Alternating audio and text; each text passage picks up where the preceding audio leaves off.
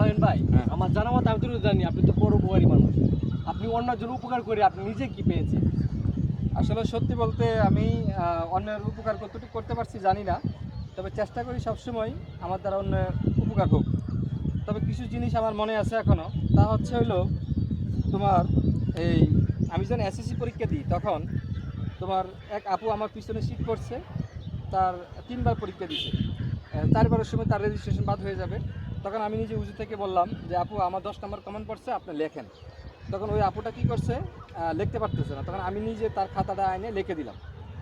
সে পরবর্তীতে পাশ করে, সে আমার পার্শ্ববর্তী এলাকার ছিল, কিন্তু পরবর্তী তার সাথে যখন দেখা হয় মানে একটা আছে হাই হ্যালো অথবা আমি কেমন আছি জিজ্ঞেস করবে, তেমন একটা জিজ্ঞেস করে নাই। তখন সে আসলে উপকার কথাটা মনে রাখে নাই, এটা হচ্ছে এক।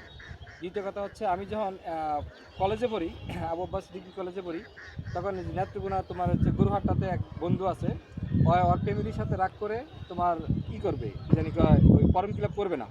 তখন তার আম্মু কলেজে গিয়ে ঘুরতেছে কাগজপত্র নিয়ে। আমি জিজ্ঞেস করলাম আন্টি আপনি কেন আসছেন?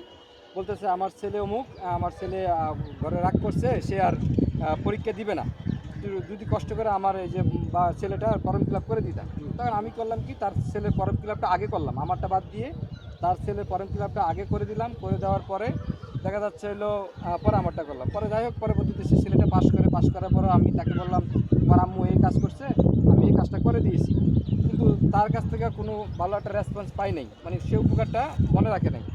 যাই হোক পরবর্তীতে যখন আমি চাকরির টাইম, আমি যখন বর্তমানে চাকরি করতেছি, আমার দ্বারা বেশ কিছু ধরনের চাকরি বাকরি হয়েছে, আমি অন্যের জন্য রিকোয়েস্ট করে চাকরি বাকরি দিলাম। যাদেরকে চাকরি বাকরি দিলাম ওদের দ্বারাও দেখা যাচ্ছে হলো আমি ভালো কিছু আশা করতে পারি নাই ওদের আচরণে।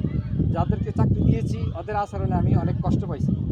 ছোট্ট করে একটি কথা বলি, আমার দ্বারা আমার একটা বন্ধু একটা কোম্পানিতে চাকরি দিয়েছি, সে বেশ কিছুদিন পরে বলতেছে যে বন্ধু তোর কী ক্ষতি করছিলাম, তুই আমার এমন একটা কোম্পানিতে চাকরি দিয়েছিস আমার। তখন বিষয়টা আমার অনেক কষ্ট লাগলো।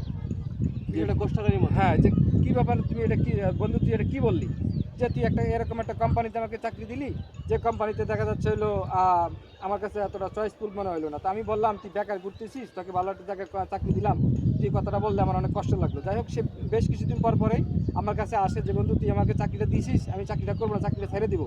তখন আমি তাকে আসলে যতটুকু পারি মোটিভেশন দিয়ে বুঝে রাখতে রাখতে রাখি যে বন্ধু তুই চাকরিটা করতে থাক, একসময় দেখবি তোর সফলতা আসবে। যাই হোক পরবর্তীতে সে বেশ কিছুদিন হলো সে ওই কোম্পানিতে সে প্রমোশন হলো, সে ম্যানেজার হলো। সে বর্তমানে সে মোটামুটি কোম্পানির ম্যানেজার, একটা কোম্পানির ম্যানেজার।